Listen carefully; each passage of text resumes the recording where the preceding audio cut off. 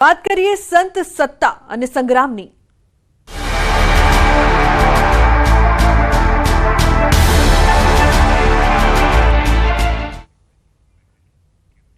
Botad Gadhada Gopinathji temple board મતદાન આચાર્ય પક્ષના શાસ્ત્રી ઘનશ્યામ વલ્લભ સ્વામીએ ચૂંટણી અધિકારી પર લગાવ્યા છે આક્ષેપ।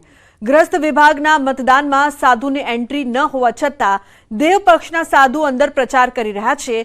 મુખ્ય ચૂંટણી અધિકારી વેચાઈ ગયા છે તેવા ગંભીર આરોપો લગાવ્યા।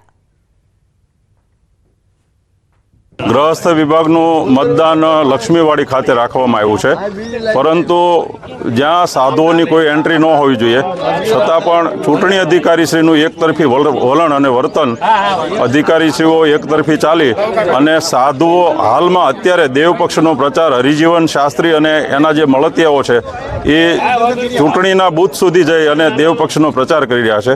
અને આજે અમે જ્યારે અહીંયા કહીએ છીએ તો અમારું કોઈ સાંભળનાર નથી અને ચૂંટણી અધિકારીશ્રી છે બિલકુલ એકતરફી જાણે વેચાણમાં આવ્યા હોય એવી રીતે વર્તન કરી રહ્યા છે। તો દેશના વડાપ્રધાન નરેન્દ્ર મોદી હોય કે પછી ઇન્દિરા ગાંધી, રાહુલ ગાંધી જેવા નેતાઓ પણ ચૂંટણી ટાણે શક્તિપીઠોમાં દર્શન કરી ચૂંટણીમાં જીતના આશીર્વાદ લેવા પહોંચતા હોય છે। ત્યારે શક્તિપીઠ અંબાજી મંદિરે આવેલા શ્રદ્ધાળુઓ પણ રાજકારણના રંગે રંગાયા। ગુજરાત જ નહીં પણ રાજસ્થાન અને પંજાબથી દર્શન કરવા આવેલા શ્રદ્ધાળુઓ આગામી ચૂંટણીને કઈ નજરે જોઈ રહ્યા છે, તેમની શું છે આશા અપેક્ષા તે જાણવાનો પ્રયાસ કર્યો। મારે તો સાહેબ એટલું કહેવાની જરૂર કે કોઈ બી સરકાર હોય પણ ભ્રષ્ટાચાર મુક્ત સરકાર આવે એવું આપણી નમ્ર વિનંતી છે। કેવી સરકાર ઈચ્છો છો? કોણ આવું? ઈમાનદાર સરકાર સાહેબ। બરોબર, ઈમાનદાર સરકાર આવું છે ભાઈનું કેવું છે? આપની શું અપેક્ષા છે? શું કહેશો? કેવી સરકાર અને કેવું વોટિંગ રહેશે? આપણા વિસ્તારમાં કેવા કામો થયા છે? અમે સુરતથી છે, અમારા વિસ્તારમાં તો ભ્રષ્ટાચાર થતું જ નથી ઓલરેડી, અને આપણા સરકારમાં મોદી સરકારની હમણાં જય છે અને એક ઈમાનદાર છે। ભાજપ સરકાર એટલે એક નંબર છે। જાણે કે હાલના કામો જુઓ તમે કે ક્યાંથી ક્યાં પહોંચાડી દીધા મોદી સરકારને આપણને। મોદી સરકાર આવે એવી જ ઈચ્છા છે અમારી। કેવા વિકાસના કામો કેવા થયા તમારા વિસ્તારમાં? શું અમારા વિસ્તારમાં તો બધા કમ્પ્લીટ થયા જ છે કામો, અને મોદી સરકાર આવે એવી અમારી અपेक्षा છે। अभी तो जो मोदी सरकार चल रही है वही बढ़िया है सबके लिए और वही चल रहनी चाहिए। हमारी यही अपेक्षा है। मोदी जी ने देश को कहाँ से कहाँ ले गए, वो नाम बड़ा कर दिया देश का। ચોક્કસ આપણે જે મોદી સરકારની અપેક્ષા, આપ क्या कहोगे किस तरह से होना चाहिए? मोदी सरकार आनी चाहिए। और हमारे देशों में बहुत सारे देशों में हमारी गिनती होने लगी है, नहीं तो पहले वो गिनती हो नहीं रही थी। भारत बहुत ऊंचाई पे तो पहुंच रहा है, बहुत अच्छे अच्छे काम कर रहे हैं मोदी जी। ભાજપ સરકાર જેવો અત્યારે સારી છે અને ભાજપ સરકાર રહે એવું આપણે ઈચ્છીએ છીએ। ભાજપ સરકારનું ઘણું કામ થઈ રહ્યું છે, બીજી સરકારે કોઈ થઈ શકતું નથી એ ટાઈપનું છે। ભાજપ સરકાર રહે તો સુધી આપણને બરાબર છે અને બધાને શાંતિ મળવાની છે। શ્રદ્ધાળુઓની અપેક્ષા છે કે ભાજપ સરકાર રહે, સાથે બીજા શ્રદ્ધાળુઓ આપણી સાથે છે। આપ આપણા કયા વિસ્તારમાંથી આવ્યો છો અને આપણા વિસ્તારમાં કેવા વિકાસના કામ થયા છે? કેવી સરકાર ઝંખી રહ્યા છો? બસ સરસ, જે એડજસ્ટિંગ ચાલુ સરકાર છે એના વિકાસના કાર્યો બહુ સરસ છે। સબકા સાથ સબકા વિકાસ, મોદી સરકાર सबका साथ सबका विकास। आप શું કહેવા માંગશો? આપણે કેવી સરકાર ઈચ્છો? वही है, अच्छी सरकार, अच्छे आदमी के लिए अच्छी सरकार ही चाहिए। सबका साथ सबका विकास के साथ भाजपा ही जिंदाबाद है। बिल्कुल, मोदी सरकार जिंदाबाद कह रहे हैं। आप શું કહેવા માંગશો? કેવા આપના વિસ્તારમાં કેવા વિકાસના કામો છે? કયા વિસ્તારમાંથી આવો છો? हम मौदा विस्तार से आ रहे हैं और हमारे यहाँ सब अच्छा काम हो रहा है, सबका विकास है, हर जगह अच्छाई है। जय माता दी, जय अम्बे। ચોક્કસપણે આપ શું કહેવા માંગશો? આપણા વિસ્તારમાં કેવા કામ થયા છે? શું કહેશો? કેવી સરકાર આવી જોઈએ?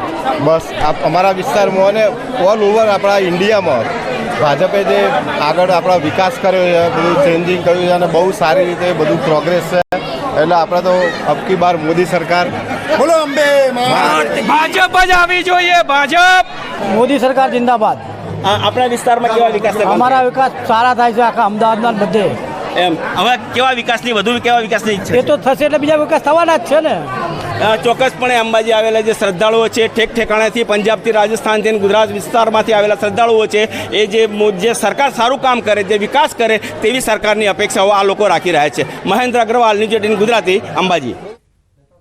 તો બ્રેક પહેલા નજર કરી લઈએ ટોપ 3 ન્યૂઝ પર। અંતે જેની ઠુમરનું ફોર્મ મંજૂર રાખવામાં આવ્યું, સોગંદનામાના મુદ્દે ભાજપે ઉઠાવ્યો હતો વાંધો। आज बोटाद गढ़ड़ा गोपीनाथजी टेम्पल बोर्ड की चूंटणी शुरू। आचार्य और देवपक्ष वच्चे ચૂંટણી જંગ 6 બેઠક પર 12 ઉમેદવારોનું ભાવિ થશે સીલ. રાજ્યમાં 3 દિવસ તાપમાન રહેશે યથાવત. 3 દિવસ બાદ 2 થી 3 ડિગ્રી તાપમાનમાં વધારાની હવામાન વિભાગની આગાહી. દરિયાકાંઠે અનુભવાશે અકળામણ. ઠુમરના ઉમેદવારી પત્રનો મામલો. જેની ઠુમરનું ફોર્મ માન્ય રાખવામાં આવ્યું. ભાજપ અને કોંગ્રેસના ઉમેદવારોના પ્રતિનિધિઓની દલીલો પૂર્ણ થઈ. ચૂંટણી અધિકારીએ બંને પક્ષોની દલીલ સાંભળી હતી. જેની ઠુમરના સમર્થકોએ સત્યમેવ જયતેના નારા પણ લગાવ્યા. કોંગ્રેસમાં ખુશી સાથે ઉત્સાહનો માહોલ જોવા મળ્યો. આજે વિસ્તૃત રીતે વાંધાઓ સાંભળવામાં આવેલા છે અને ત્યારબાદ સંપૂર્ણ છણાવટ કરી અને રિટર્નિંગ અધિકારીશ્રીએ પોતાના કારણો સાથે જેનીબેન ઠુમરનું અમરેલી સંસદીય મત વિસ્તાર માટેનું ઇન્ડિયન નેશનલ કોંગ્રેસના અધિકૃત ઉમેદવાર તરીકેનું ઉમેદવારી પત્ર માન્ય રાખેલ છે. તો ભાવનગર લોકસભા બેઠકના ઇન્ડિયા ગઠબંધનના ઉમેદવાર ઉમેશ મકવાણાનું ઉમેદવારી ફોર્મ આખરે મંજૂર થયું. ઉમેદવારી ફોર્મ ભરાયા બાદ ભાજપના ઉમેદવાર નીમુબેન બાંભણિયાએ વાંધા અરજી કરી હતી. જેને લઈને ચૂંટણી અધિકારી દ્વારા વાંધા અરજી સામે જવાબ રજૂ કરવા ઉમેશ મકવાણાને 24 કલાકનો સમય આપવામાં આવ્યો હતો. જેની સુનાવણી આજે યોજાઈ હતી. જેમાં તમામ વિસંગતતાઓ દૂર કરવામાં આવતા ઉમેશ મકવાણાનું ફોર્મ મંજૂર કરી દેવામાં આવ્યું. તંત્ર પર મને પૂરો વિશ્વાસ હતો અને ચૂંટણી અધિકારીએ મારી પૂરી વાત સાંભળી જે નિર્ણય કર્યો છે તેને આવકારું છું. ગઠબંધનના ઉમેદવાર ઉમેશ મકવાણાના ફોર્મમાં ભાજપ દ્વારા 4 જેટલા વાંધાઓ લેખિતમાં રજૂ કર્યા હતા તેમજ 2 વાંધા મૌખિક રજૂ કરાયા હતા. મુખ્ય વાંધામાં વર્ષ 18-19ની આવક બાબતે ખુલાસો કરાયો હતો કે નેટ ઇન્કમ અને ગ્રોસ ઇન્કમ બંને જુદી જુદી હોય છે, જે ભાજપ દ્વારા ખોટી રીતે તફાવત ઊભો કરી વાંધો ઉપાડવામાં આવ્યો હતો. તેમજ ડિગ્રી બાબતે હંમેશા ઉચ્ચ ડિગ્રી આપવાની હોય છે, જે ડિગ્રી સર્ટિફિકેટ આપેલ છે. આમ ભાવનગર જિલ્લા મુખ્ય ચૂંટણી અધિકારી દ્વારા તેમના જવાબ બાદ તેમનું ફોર્મ માન્ય રાખવામાં આવ્યું છે. આજે માન્ય ચૂંટણી અધિકારી માન્ય કલેક્ટર ઓબ્ઝર્વર સાહેબે આજે મારું જે ફોર્મ રદ કરવાના જે વાંધા આપવામાં આવ્યા હતા ભારતીય જનતા પાર્ટીના ઉમેદવાર નીમુબેન બાંભણિયા દ્વારા, તે વાંધા માન્ય રાખવામાં આવ્યા નથી અને આજે મારું જે ફોર્મ જે છે એ સ્વીકારવામાં આવ્યું છે વિધિવત. એ બદલ હું વહીવટી જિલ્લા તંત્રનો આભાર માનું છું. સવાલ હતો કે જે વાંધાઓ લીધેલા એ ફોર્મ સાથે જે સોગંદનામું આપેલું એ સોગંદનામાની વિગતોને મિસઇન્ટરપ્રિટ કરી અને વાંધા લીધેલા, જ્યારે કે કાયદા મુજબ ફોર્મમાં જ વાંધા હોય તો જ એનો રદ થઈ શકે. અને નામદાર કલેક્ટર સાહેબે, મહેરબાન કલેક્ટર સાહેબે મુખ્ય ચૂંટણી અધિકારી શ્રીએ જે ગાઈડલાઈન આપી છે તે ગાઈડલાઈન મુજબ અત્યારે મૌખિક રીતે ફોર્મ મંજૂર કરી આપ્યું છે. પહેલા કોંગ્રેસને મોટો ઝટકો. સુરતના કોંગ્રેસના ઉમેદવારનું ફોર્મ રદ. ચૂંટણી અધિકારીએ ફોર્મ રાખ્યું છે અમાન્ય. ટેકેદારો હાજર ન થતા ફોર્મ રદ કરવામાં આવ્યું છે. તો સુરતના ઉમેદવાર નિલેશ કુંભાણીનું ફોર્મ રદ કરવામાં આવ્યું છે. ફોર્મ અમાન્ય થતા કોંગ્રેસ ખખડાવશે હાઈકોર્ટના દ્વાર. તો ડમી ઉમેદવાર સુરેશ પટશાળાનું ફોર્મ પણ અમાન્ય. શક્તિસિંહ ગોહિલનો ભાજપ પર આરોપ. ભાજપના ઇશારે આખો ખેલ થયો છે. સુરતમાં ભાજપને હારી જવાનો ડર હતો. સુરતમાં ફોર્મ ભર્યું ત્યારથી ભાજપને ફાળ પડી હતી તેવું નિવેદન શક્તિસિંહ ગોહિલ દ્વારા આપવામાં આવ્યું છે.